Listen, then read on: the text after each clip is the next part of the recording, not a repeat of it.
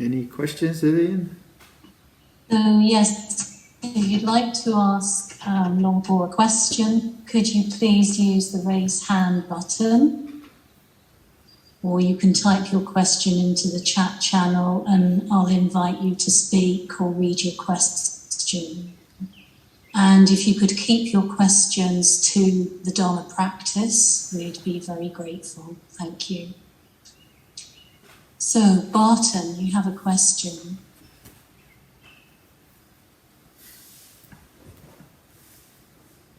Thanks, Vivian. It's in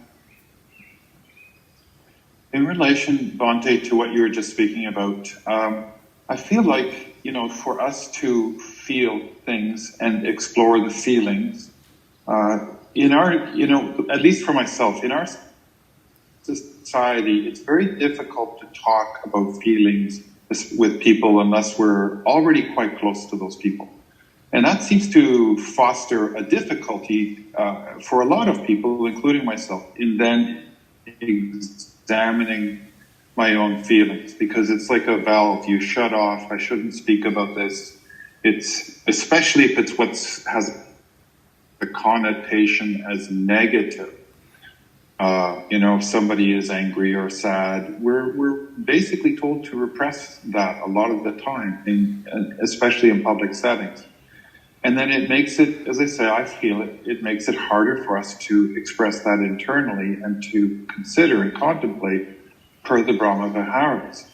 So I really just want to say I'm very grateful that you're speaking about that, because I think this is a serious consideration, and especially in these times when people are having great difficulty getting together, we need to perhaps go in the other direction and open our hearts more, especially as Buddhists, and share whatever comes, with no intention of harm, maintaining right speech, because I feel, again, I think it's a natural and healthy approach which can foster our own path in our practice.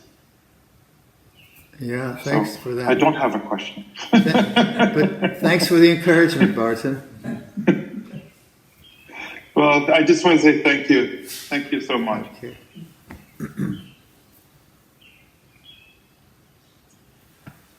So, Nancy.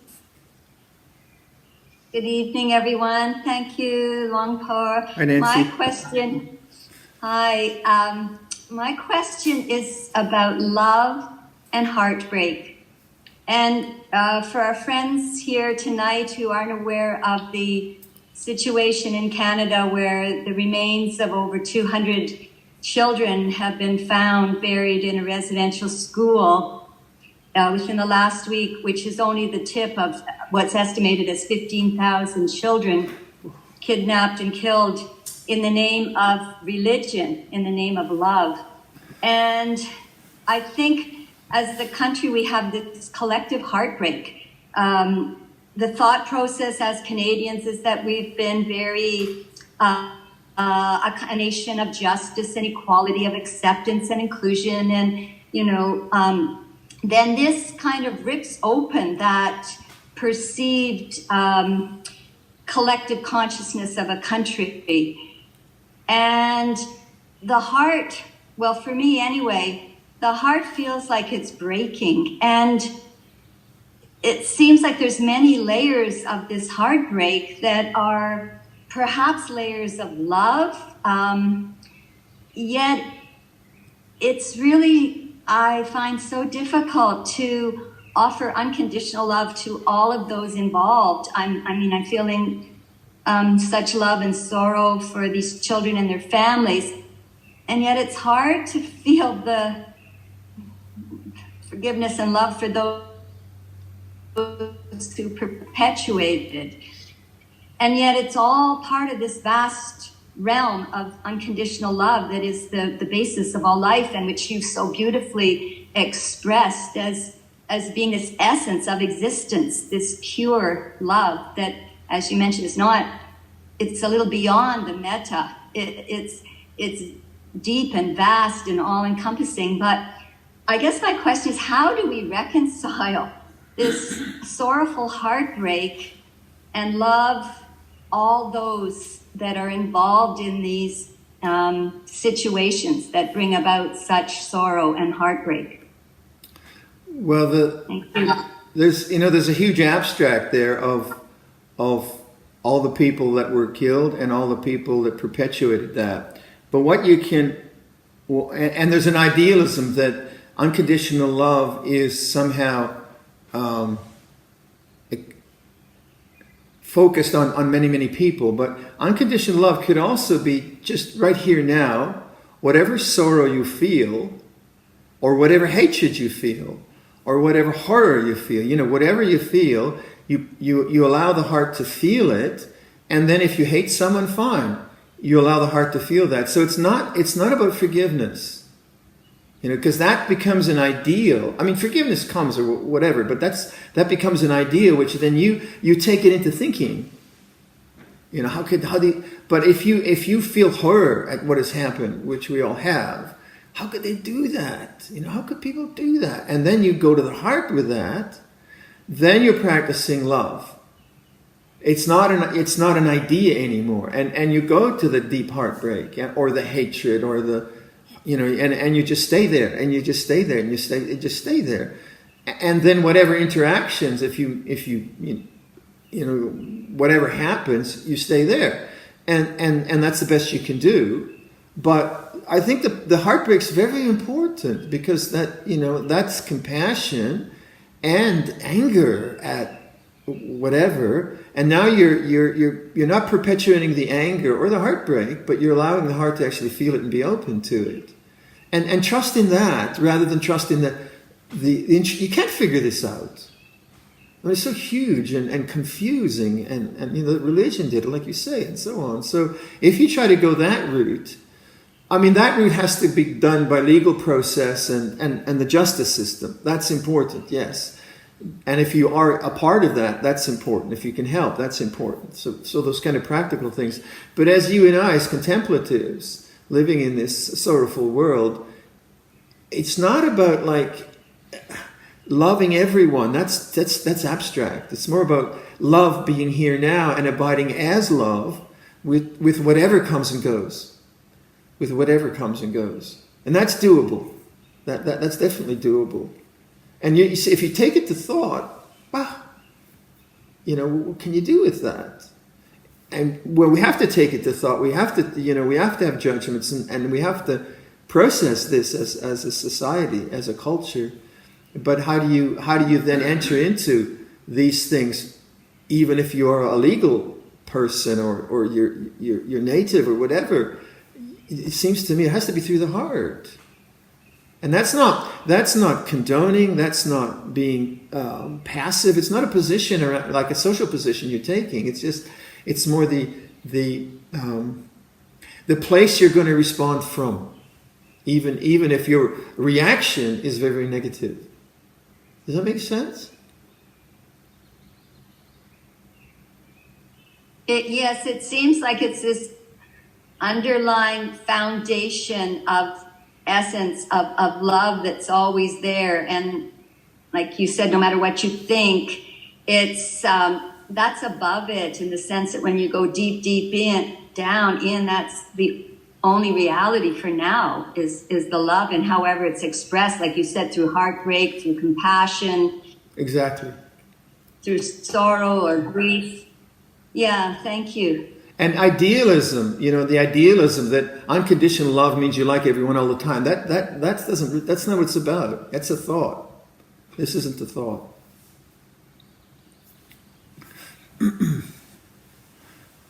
Anyone else?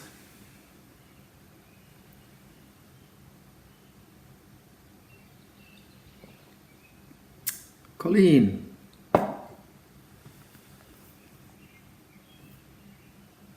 Where's Colleen? Can you unmute, Colleen? Sorry. Thank you so much. It's wonderful to see you. Thank you. Hi. The only 2 cents I wanted to add, I liked your word clunky. That's how it feels sometimes. Is that it?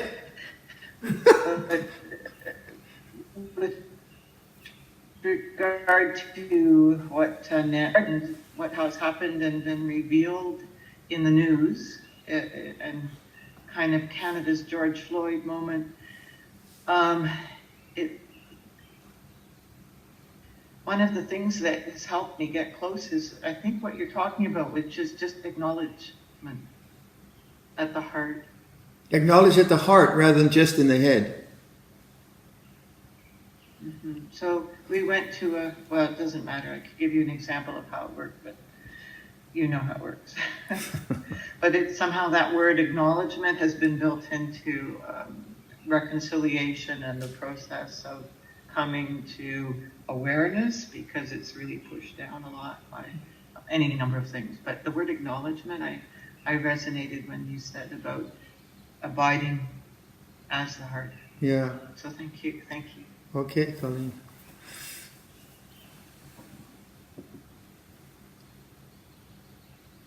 Could I ask a question, Ajahn? Please, Vivian. Yes, I remember at the September retreat, you mentioning the need to make yourself vulnerable. And I wondered how this related to what you're teaching here. Because for me, I noticed that, all the thinking, the planning, the trying to figure things out keeps me away from abiding in the heart. And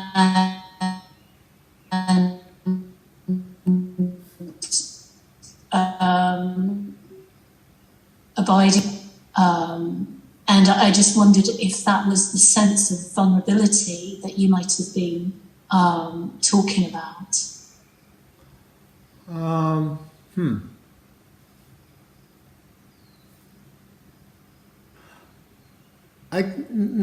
Maybe because when I started to try to understand fear so many years ago, it was through teaching, and then I just felt so vulnerable. I said, "Oh, I don't want to do this." So certainly, but I never felt vulnerable like that I'm going to get hurt, right? I just felt emotionally, I got to say something which is wise now. I don't know anything. That kind of feeling, as opposed to being in danger, in danger. So I think vulnerability has to be done in safety, in whatever way you might want to use that word. Because if it's not done in safety, then whoa, you be careful. So maybe like Barton's saying, you can't open up to everyone. It's just not, it's just not wise, actually. But if you never open up, that's not it. So it's more like, I think if you explore it through just like these simple exercises of the heart, and you just abide there more and more, then if there are areas of whatever where you don't want to go there, you'll notice it. So it's quite simple that way. It's more like you do Feldenkrais or the other one? The other one. The other one. What's the other one? The Alexander technique. The Alexander technique. Sorry. So that's you're taught these really refined postures, which are really helpful for you. In the same sense, you could say abiding with the heart is like a posture. You kind of get used to it. You got to allow the attention to be there, allow attention to and notice it and encourage it in different ways, and then it becomes a much more intuitive, natural abiding place, and until it becomes your default rather than thought. So the more you inquire in safe places, in just the quiet of your own room or your own whatever, then it just becomes a more powerful, not quite a memory. It's more alive. That's what it is. It's just much more alive all the time. It doesn't take a cat video to get it going.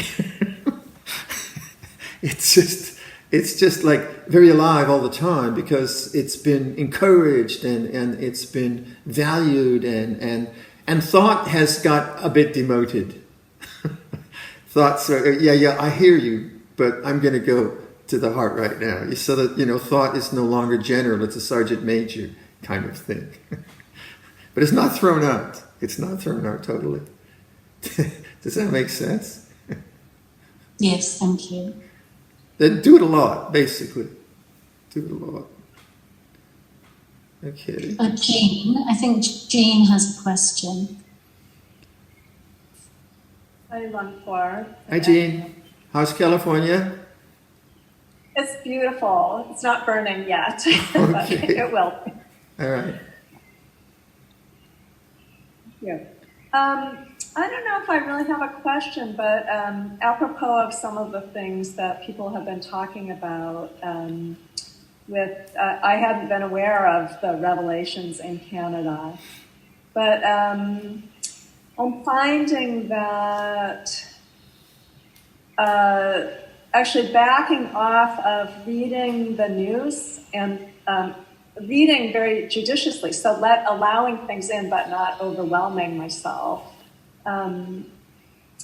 has helped me to come to terms with my incredible delusion of the direction as far as race, etc. And I think a component of it is letting go of the idea that people are basically good. I mean, people have the capacity to be good, no matter how they've been before, but it's not a given. Right. So that, I don't know what has enabled me to stay more grounded and stable with that, but it's happening gradually over time so that I can kind of take off the blinders and realize the horror of what people do to each other. Yeah. You do. And, yeah. You have to be careful. Your mind is very delicate. Taking too much in is Right. So paradoxically, not taking so much in has allowed me to open more. Yes, exactly. Yeah. To that. Yeah. Because all you need is one image. Right. And that, that's enough work. But if it can become a kind of voyeurism. Right. One horror after another kind of horror. And then that doesn't necessarily open the heart at all, yeah. No, to anybody. To anybody, yes. Staying in that sense of outrage is just, it's not productive at all. Paradoxically, people think that, as the saying used to be, if you're not angry, you're not paying attention. And so that's true to an extent. If you don't let in the reality of what's happening, then you're not really paying attention. But you don't need to. And Jeannie, how much can we do? Right? We can do what we can do, but then if we overreach, we just get burnt out. Well, I think we don't know what we can do unless we stay with the open heart, and then something can come of that. That's a good point. Very good. Yeah. Then spontaneity can arise. Very true. Yeah. As we see with, I'm sure when you set out to be a bhikkhu, you had no idea what you could do. I still have no idea what I'm doing. What am I doing? Oh, it's good. Thanks. Nitya.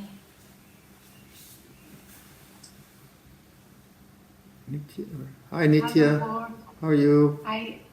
I'm good. How is family in India? They're doing well. Yeah? Good. Thank you. Okay. Yeah, they're doing good.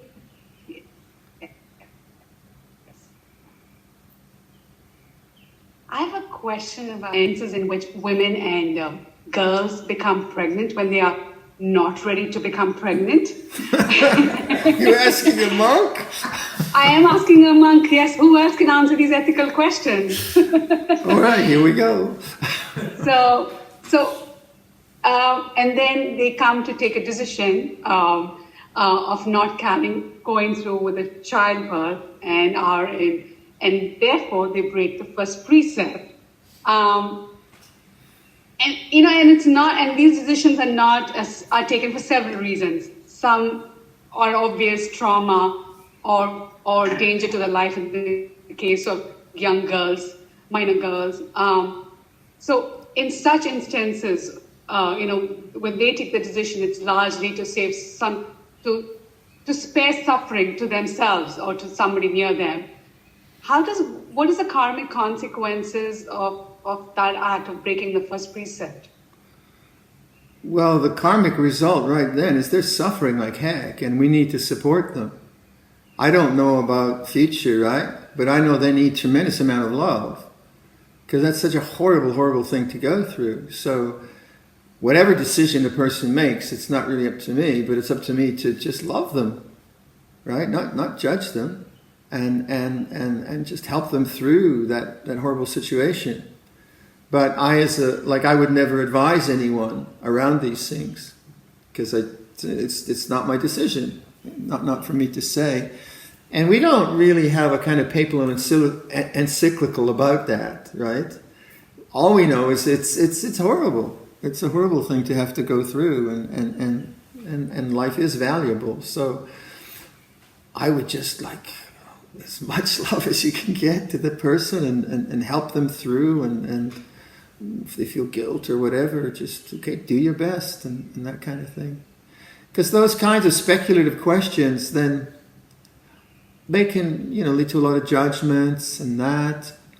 And I don't know. I really don't know. I've never. I mean, I get actually very little contact with people women who go through that. I really have not had much experience of that. Actually, very little experience. But love conquers all kind of thing. Yeah. Now, when the person has to make a decision, then the whole the whole family has to be there. A lot of people need to support and talk it through, and whatever the decision is, the person needs a lot of support. But quite often those are very lonely situations. Very lonely situations. So I no answer really, no answer. Well, you haven't admonished, and you haven't said it's. You said compassion is needed, so that's the answer. Thank you. For me, yeah, that's my answer. Yeah.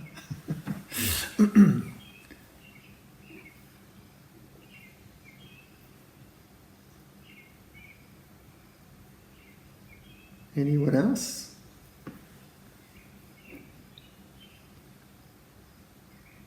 Can you unmute, Marianne? Okay. Yes. Hi, Marianne. How are you doing? I'm very well, thank you. Good to see you. My question is about how to be helpful with my older sister, who has quite a lot of anxiety about her husband, who has been diagnosed with a progressive, eventually will be fatal illness. He's doing very well now because he's on an experimental drug, and he's doing really well. But she has a very quick trigger for anxiety. And we speak every day, and I've been really trying to listen and wondering how I can be helpful. She doesn't have a meditation practice or a yoga practice. Her big practice is sewing. She is very creative, and she sews a lot. And on our calls lately, because things are calm, she's telling me a lot of the detail about how she's sewing and how it's working. So I've been trying to think.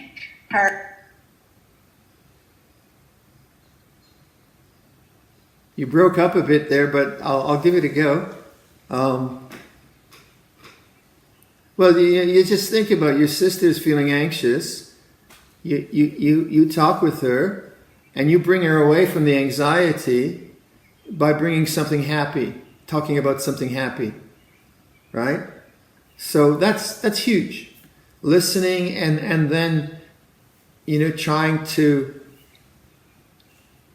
feel the person's mood, and then shifting it through compassionate discourse to something which isn't the anxiety-producing thing. And that gives her a break. That gives her a break from the anxiety.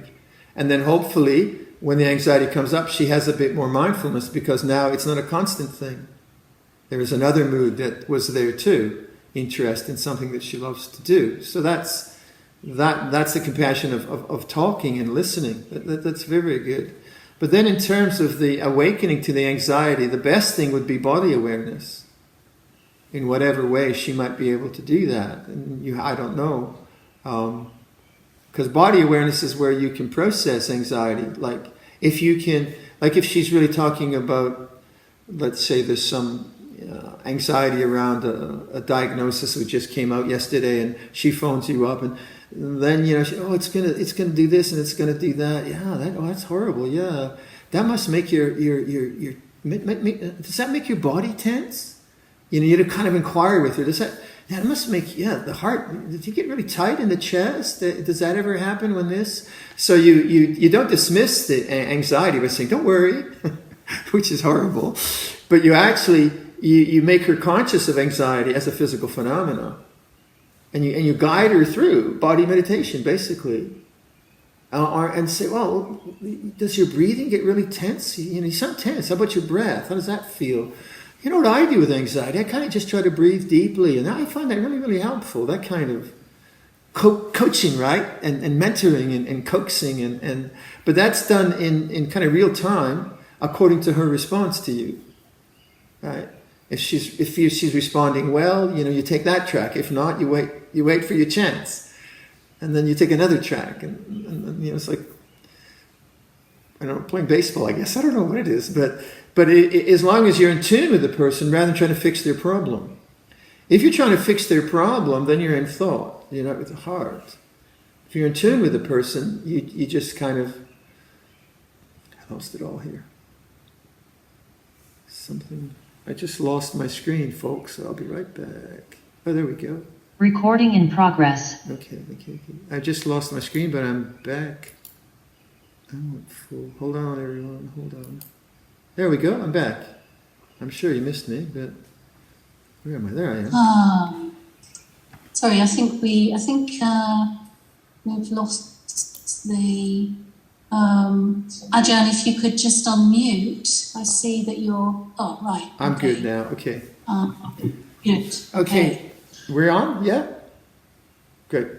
Marion, does that help? Yeah. Yeah. Thank you. To take her through her body. Yeah, that's very, very important.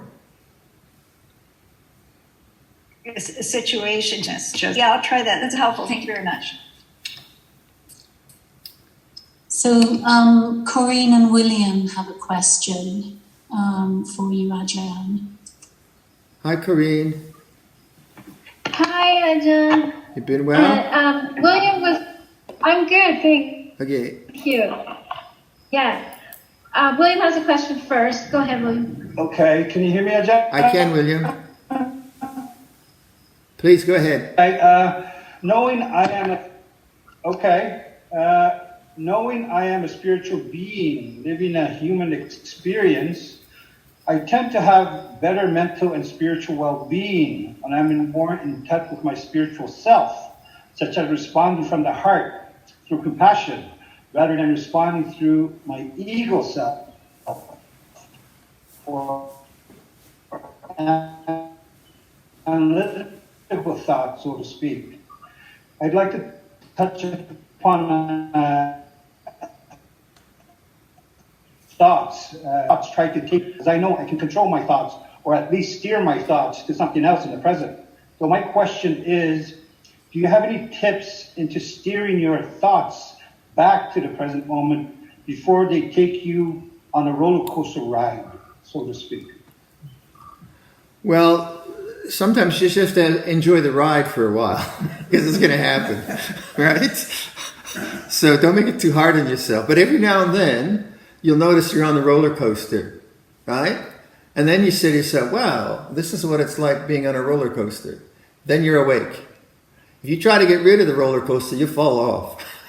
Or you'll be on another ride, a whirly-dirly or whatever. So don't try to get rid of it, but awaken to the fact that there is thought, and the thought has a certain kind of mood.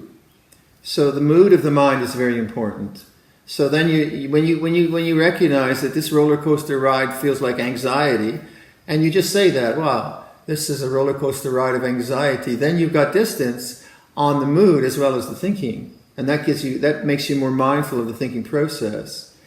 But the most important thing is to awaken to the fact that there is thought, rather than to constantly try to get rid of the thought or redirect the thought. And the awakened mind is the point of hope. and that's actually very simple, because every now and then you notice you are thinking, right? And when you notice you're thinking, you're actually not on the roller coaster. The roller coaster is now an object. That's what you want to make strong. Oh, thought feels this way. You can introduce thoughts. You can just like introduce the thought. It's like this. And then notice the silence of the mind. Sound is like this. So you want to return to the present moment through these little exercises. You can use a thought. But the most important thing is not to try to get rid of thought. See, thought is a natural process, but also make a determination to be more aware of the body. I mean, you have to do this 24/7. Body awareness is 24/7. It's not for like on the cushion for 15 minutes, all the time. And awareness of the heart all the time. These things it's a serious concern. Spiritual life, it's not trivial. Just like if you want to be a great furniture maker or a great musician, you've got to dedicate a lot of time to it. And the same with this. You have to dedicate a lot of time to like body awareness or awareness of the heart and things which are not around thought. But not to get rid of thought. No, to come to a place of attention which is about the present moment and which appeals to you. Like the heart really appeals to me. It's really an appealing place to abide in as. It's not something I'm doing to try to get rid of thought. It's very pleasant. It brings me a lot of joy. It opens me up. So we look forward to that. Look forward to doing that. If, however, your practice is, okay, I'm going to really concentrate on my heart to get rid of this roller coaster, that's not going to work, because you won't want to do it for more than 10 minutes, because that'll be aversion. So is there some place in the real moment, in real time, another sense object which is attractive to you, like sound? Sound is really nice. So you notice yourself thinking, and it's, there's thought, and what's sound like? And bring your mind to silence, silent attention. Sound. Do that a lot. It's hard. It doesn't come easy. All right? Corinne, did you have a question too, or is William taken for both of you? Yeah, I have a question too. Okay, please.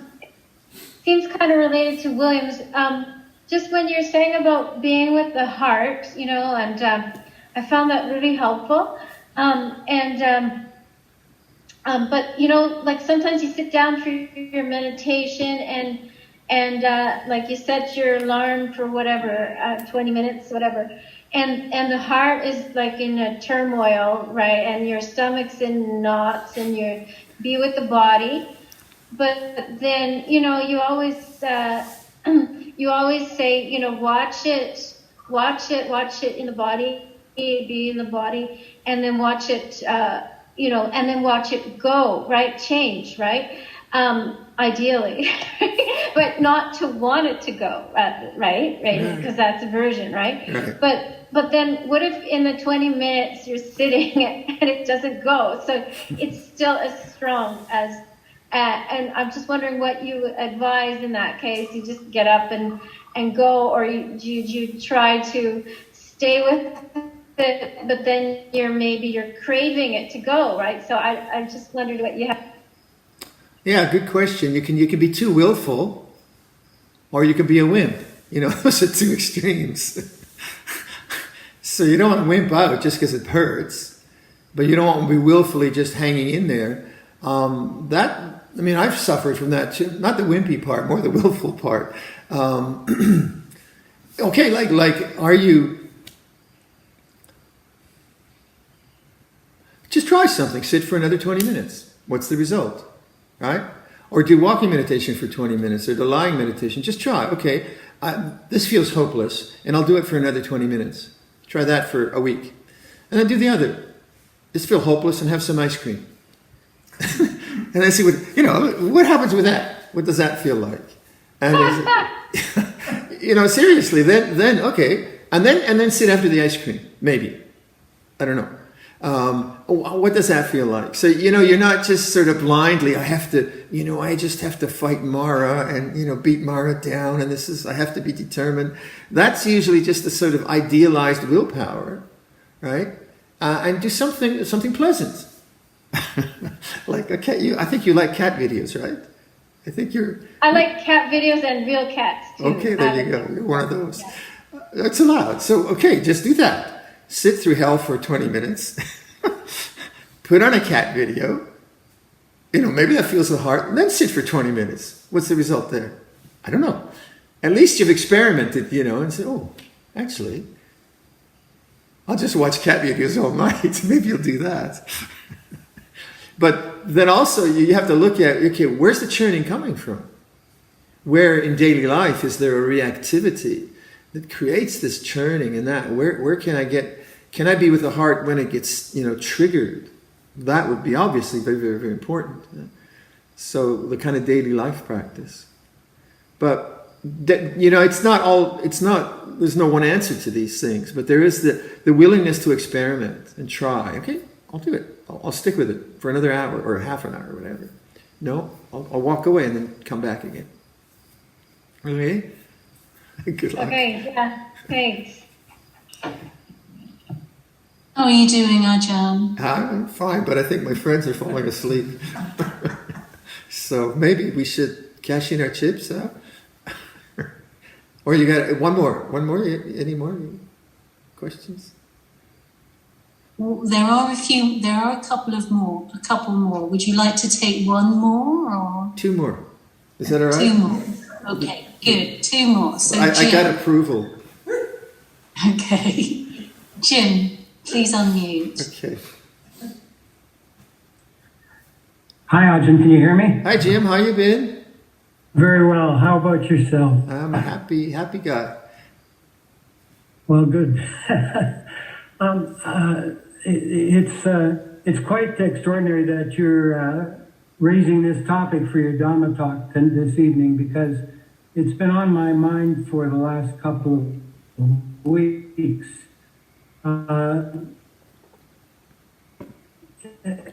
it's been sparked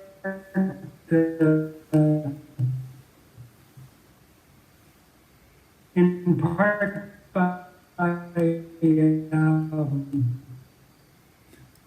You're breaking up, Jim. What's happened in Kamloops, Black Lives Matter, kind of since Americans, systemic racism, that we as Canadians and Americans are caught up by our history and the simple fact of living in our countries. It's unavoidable. And it leads me to wonder if it's because we live in a conditioned reality, which is part of that systemic racism. But I've been reading a book that is titled Racecraft, written by a couple of women, sisters, who suggest that the only way out of this dilemma is kindness and compassion. And I don't think they're Buddhist. I don't think they studied Buddhism. Well, I hope, I know there's nothing, you don't have... Everyone's kind and compassionate in some way. That's right. There's no exclusivity here. But my point is that they raise the notion, in my mind, that kindness and compassion are unconditioned qualities. And that's the only way through the dilemma of systemic racism. They cut through that immediately. And it raises the question in my mind, are all the Brahmaviharas and states? Are you hearing me? I am. What's the question again? Well, the question is, well, I'm not sure if I'm. It's a comment, and maybe. Well, can you phrase it as a question, Jim? Well, I want to know if kindness and compassion are unconditioned states of love that can in fact rescue us from this pervasive systemic racism that we live in. I have no idea. I just do it. Yeah, I know that. So, I mean, to me, it's a speculative question which doesn't lead anywhere. But do you do it? Do you live in the heart? Try. Yes, yeah? I try that. Then that's all we can do. The rest is speculation. Well, I mean, put us on the path here. I mean... bring your attention to your heart. Right now, you're on the path. And keep it there. 24/7, when you go to sleep. When you wake up in the morning, first thing, go to the heart, not the thoughts. Don't look at the news. Stay with the heart for 1 hour at least every morning. Look at the news 10 minutes a day. Don't read any books. Go to the heart. When you go to sleep, before you go to sleep, go to the heart. Can you do it? Are you on the path? It's hard work, Jim. And reading books about systemic racism, that's all very, very well and good, but the work of the heart is not, you got to read this book, right? So seriously, when you wake up in the morning, go to the heart right away, because sometimes in deep sleep, you're deeply in that loving consciousness. And if you wake up and you make that a practice, you plug into that and you can be with that for a long, long time.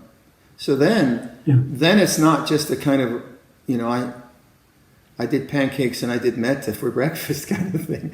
It's much more profound, especially in the morning. In the morning, go to the heart and really say, what's going on there? Because what we do is we go to thought and the planning of the day and the horrors of the day or the boredom of the day, whatever it is, and we just perpetuate the sense of self and all that. It might be very altruistic, but it's still thought. Whereas this way, you wake up first thing and you remind yourself before you go to sleep, what's the heart? What's the heart doing? And get really very diligent. And this is it's practice, but it's interesting too, because the heart is a very interesting abiding. And it is very, very attractive. That's the beauty of it. It's very, very attractive. But thought is a kind, like the thinking patterns are so domineering that even though you have the idea of compassion and kindness, to actually do it is different. So it becomes an ideal, and from that you have an outrage, and then how could they do this? Which is just thought. And it's true, the outrage is true, but it's still thought. Where here I'm saying, no, this is much more difficult. Okay? Okay, anyone else? One more question we had. Zan, please unmute. Hi, Zan. Morning, Luang Por. Morning from Malaysia. How are you doing? Yeah, doing great. It's another youth question. Long story short. I like long story short. Okay, yeah. My friend has experienced in a relationship. He gets with a breakup. So my friends and I, we practice compassion and we actually listen to him.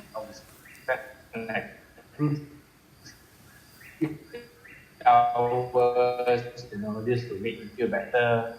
So he get back together with that asshole, alright, that actually cheated on him.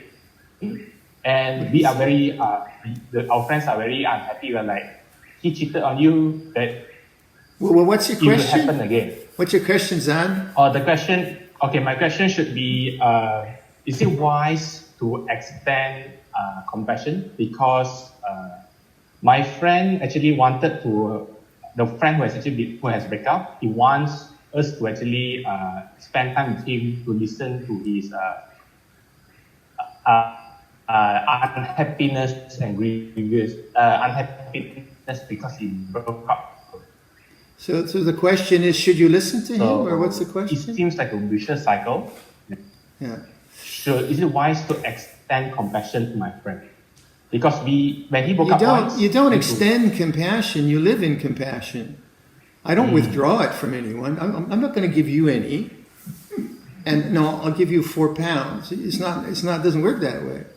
You abide as compassion, as love, and then you respond to. You can respond in silence, like if someone is just venting on you and dumping their stuff. You still have compassion, but you answer in a gruff way, or you don't answer. The response comes from the heart. It's not a premeditated kind of structure that I'll give you compassion for 36 minutes. It doesn't work that way. It works like you abide with the heart, you abide as the heart, and then you find you give the best possible response in spontaneity to the situation. So I would suggest, don't worry about the future, but right now learn how to abide with the heart. So when you come together with your friends, you're coming forth from here rather than some preconceived notion of what you should or shouldn't say.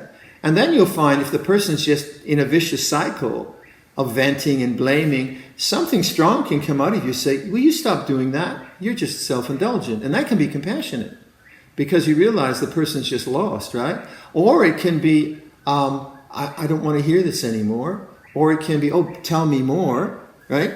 So you don't know what's going to be appropriate because you're not in the situation. But if you allow your heart to be the listener, as it were, rather than notions, you'll start to feel like you start to feel annoyed if someone's just going through the same cycle, right? Feel that annoyance here. If you feel that annoyance here, quite often you have the courage to say enough because it's appropriate. Or maybe you have fear with this person and then you don't want to say anything to hurt them. Go with the fear here as they're talking. And then quite often you find, oh, okay. And then you can say something appropriate. But if you're here and preconceived notions, then what will happen? You'll either say the wrong thing, or you'll walk away having had this kind of toxic discussion with a person, and you'll have all this garbage in you, right? And I don't want this. But if you stay with the heart and try to respond from it, it's hard. And do it as an exercise. Like, it's not about them, it's about me. How can I stay here? Listen to them and see what kind of response comes. You find it's very, very difficult. But then it's a kind of teaching situation. So it's really not about them, right? It is, to some extent. But it's also about your capacity to respond in a stressful situation in an appropriate way. Yeah? And then that's more interesting that way. You can't figure these things out. You figure it out what you're going to say, and you always say the wrong thing. Because they say something different. It just works that way. It never works. Okay? All right. I think we could. We close there. Okay. All right, Sam. All right. My friends are nodding here. They're just falling off the chairs. You're not nodding, are you? Okay. How's that, David? Wonderful. Thank you, Ajahn. Nice. Thank you, Ajahn, for your generosity with the questions. And for everyone's patience at Tisarana. And so we'll move on to the chanting, and we'll be doing the Metta Sutta. So I'll just pop it up on the screen.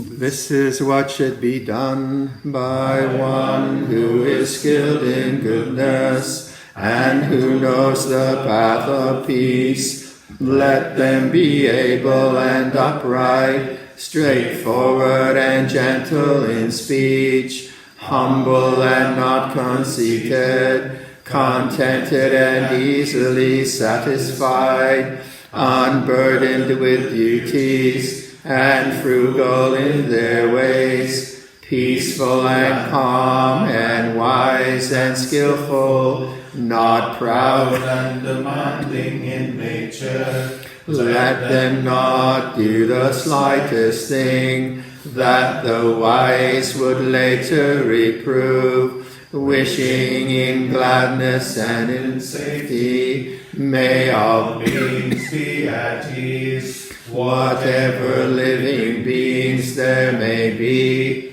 whether they are weak or strong, omitting none, the great or the mighty, medium, short or small, the seen and the unseen, those living near and far away, those born and to be born. May all beings be at ease. Let none deceive another or despise any being in any state. Let none through anger or ill will wish harm upon another, even as a mother protects with her life her child, her only child, so with a boundless heart should one cherish all living beings, radiating kindness over the entire world,